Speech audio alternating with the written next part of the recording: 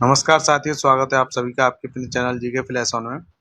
आज की वीडियो में हम पढ़ने वाले हैं करंट अफेयर और ये करंट अफेयर आपकी इसका नाम है वीडियो का 4 AM करंट अफेयर। अब ये 4 AM में ऐसा नहीं है कि आपको डेली करंट अफेयर की तरह क्वेश्चन मिलेंगे। इसमें जो भी इम्पोर्टेंट क्वेश्चन होंगे वो सभी शामिल किए जाएंगे। तो ये किन किन एग्जाम में हेल्पफुल रहेगी वीडियो। यूपी ट्रिपल एससी का जो पेट का एग्जाम आने वाला है, अक्टूबर में इसका एग्जाम है।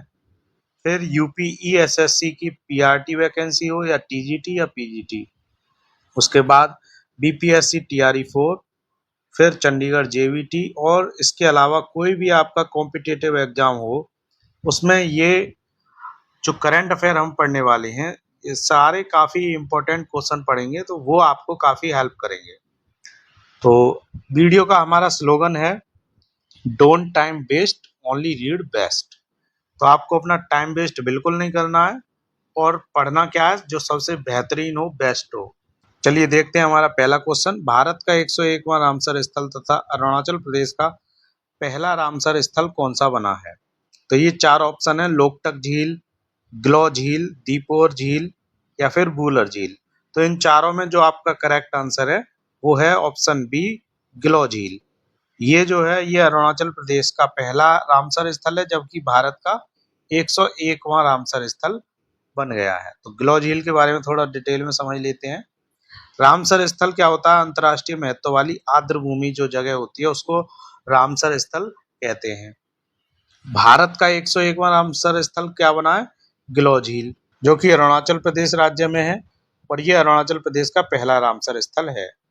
ठीक है, और ये आपको पीडीएफ मिल जाएगी, आप इसको डिटेल में पढ़ सकते हैं। वीडियो के डिस्क्रिप्शन में टेलीग्राम ग्रुप का लिंक दे दिया जाएगा, वहां पर आपको ये पूरी पीडीएफ मिलने वाली है। देखते हैं हमारा दूसरा क्वेश्चन। दूसरा क्वेश्चन दिया है, अगस्त 2026 में द्वितीय BRICS anti corruption working group की बैठक किस शहर में आयोजित हो रही है? तो आपको ये बताना है। तो नई दिल्ली में हो रही है या मुंबई में या हैदराबाद में या बेंगलुरु में? तो इसका जो करेक्ट आंसर है वो है ऑप्शन सी। तो ये आपका करेक्ट आंसर है, हैदराबाद। और हैदराबाद में ये जो ब्रिक्स की एंटी करप्शन वर्किंग ग्रुप की बैठक है वो होने जा रही है। तो आपको इसको ध्यान में रखना है। और ब्रिक्स के बारे में आपको अगर डिटेल में जानना है तो ये देखिए, BRICS: B for Brazil, R for रूस, आई फॉर इंडिया यानी कि भारत, सी फॉर चाइना और एस फॉर साउथ अफ्रीका। ये आपके पूरे पांचों देश दिए हुए हैं। ठीक है, अब देखते हैं हमारा क्वेश्चन 3। यूपीएससी सिविल सेवा परीक्षा में उम्मीदवारों के प्रयासों का सत्यापन करने के लिए किस तकनीक का उपयोग कर रहा है? ऑप्शन देखेंगे। ऑप्शन ए है ब्लॉकचेन तकनीक, बी है कृत्रिम बुद्धिमत्ता, सी है क्लाउड कंप्यूटिंग और डी है बायोमेट्रिक तकनीक। तो इसका जो करेक्ट आंसर है वो है ऑप्शन बी, कृत्रिम बुद्धिमत्ता, और इसी को हम क्या बोलते हैं? एआई। तो आप इसको समझ सकते हैं कि ये जो कृत्रिम बुद्धिमत्ता है, इसी के द्वारा अब जो एआई का जमाना चल रहा है ये आप सब जानते ही हैं। तो इसी से यूपीएससी सिविल सेवा में परीक्षा में उम्मीदवारों के प्रयासों का सत्यापन यानी कि कॉपी चेक करने के लिए या फिर और किसी तरीके से सत्यापन करना हो उसको, उसमें इस्तेमाल करने वाला है। तो इसका करेक्ट आंसर क्या हो गया? कृत्रिम बुद्धिमत्ता यानी कि एआई। ठीक है, अगला क्वेश्चन है 4th। नए वाहनों के लिए V2V, व्हीकल टू व्हीकल संचार कब से अनिवार्य होगा? तो आप ऑप्शन देख सकते हैं, 1 जनवरी 2027 या फिर बी ऑप्शन 1 अप्रैल 2028 या 1 अक्टूबर 2028 या 1 जनवरी 2029। तो इन चारों में जो करेक्ट आंसर होगा आपका वो होगा ऑप्शन सी, 1 अक्टूबर 2028। अब जानते हैं V2V है क्या। तो V2V एक ऐसी कम्युनिकेशन तकनीक है जिसके माध्यम से वाहन आपस में महत्वपूर्ण जानकारी साझा कर सकते हैं। इसका उद्देश्य वाहनों के बीच बेहतर समन्वय स्थापित करके सड़क सुरक्षा बढ़ाना और संभावित दुर्घटनाओं को कम करना है। तो ये 1 अक्टूबर 2028 से आपकी लागू होने वाली है। अगला क्वेश्चन देखते हैं, क्वेश्चन 5। भारत के कितने प्रतिशत आबाद गांवों में 5 किलोमीटर के भीतर बैंकिंग सुविधा उपलब्ध है? तो इसका जो करेक्ट आंसर होगा वो होगा आपका ऑप्शन सी, 99.92%। तो भारत के 99.92% आबाद गांव को 5 किलोमीटर के भीतर बैंकिंग सुविधा उपलब्ध है। अब देखेंगे हम अगला क्वेश्चन नंबर 6। 3 अगस्त 2026 से भारतीय रिजर्व बैंक यानी कि आरबीआई की कार्यकारी निदेशक एग्जीक्यूटिव डायरेक्टर के रूप में किसे नियुक्त किया गया है? ऑप्शन ए दिया है मोनिका कपूर, बी मोनिशा चक्रवर्ती, सी राधिका शर्मा, डी निधि वर्मा। तो आपका जो करेक्ट आंसर है वो है मोनिशा चक्रवर्ती। और ये जो मोनिशा चक्रवर्ती हैं ये 3 अगस्त 2026 से आरबीआई की कार्यकारी निदेशक यानी कि एग्जीक्यूटिव डायरेक्टर के रूप में इनको नियुक्त किया गया है। अगला क्वेश्चन है 7वां। COSPR यानी कि कॉस्पार विक्रम साराभाई पदक 2026 से किसे सम्मानित किया गया? तो इसका करेक्ट आंसर है ऑप्शन ए अन्नपूर्णी सुब्रमण्यम। तो अगला क्वेश्चन दिया है क्वेश्चन 8।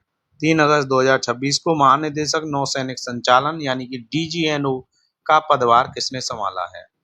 तो ये DGNO का पदभार जिनने संभाला है उनका नाम है वाइस एडमिरल मनीष चड्ढा। तो इन्होंने वाइस एडमिरल मनीष चड्ढा जी ने DGNO का पदभार संभाला है। और ये क्या है 3 अगस्त को इन्होंने अपना पदभार संभाला है। अभी हम जानेंगे DGNO का मतलब क्या है, इसकी फुल फॉर्म क्या है। DGNO की फुल फॉर्म है डायरेक्टर जनरल नेवल ऑपरेशंस। ठीक है, तो इसका पदभार किसने संभाला है? मनीष चड्ढा ने। ये आपको याद रखना है। अगला क्वेश्चन है 9। Hurun India women leaders list 2026 में शीर्ष स्थान किसने प्राप्त किया? तो इनके ऑप्शन देखते हैं। किरण मजूमदार 100, फाल्गुनी नायर, मीना बिंद्रा या विनीता सिंह। तो जो इसका करेक्ट आंसर है वो है ऑप्शन सी मीना बिंद्रा। अब देखते हैं मीना बिंद्रा ने Hurun India women leaders list 2026 में शीर्ष स्थान प्राप्त किया। यह सूची भारत की प्रमुख महिला नेतृत्वकर्ताओं और उनके व्यावसायिक योगदान को रेखांकित करती है। अब देखते हैं हमारा लास्ट क्वेश्चन 10। कॉमनवेल्थ गेम्स 2026 में भारत ने कौन सा स्थान प्राप्त किया? दूसरा, तीसरा, चौथा या फिर पांचवा? तो आपको बताना है।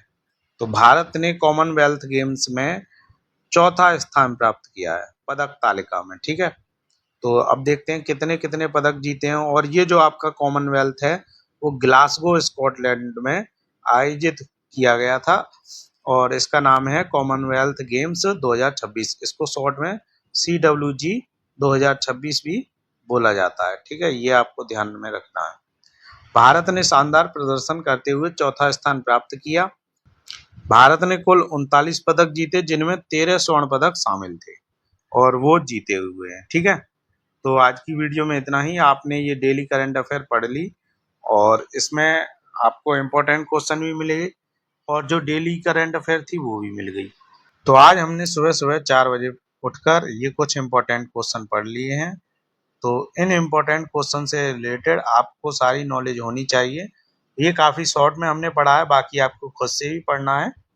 और जो भी इम्पोर्टेंट होगा, जैसा कि हमारे चैनल का नाम है GK फ्लैश ऑन, तो हमें तो केवल इम्पोर्टेंट पर फ्लैश डालनी है। बाकी आपको खुद से काफ़ी अच्छे से मेहनत करनी होगी, तभी कुछ आप बेस्ट रिजल्ट निकाल सकते हैं। तो आज की वीडियो में इतना ही। मिलते हैं आपसे अगली वीडियो में, तब तक के लिए धन्यवाद।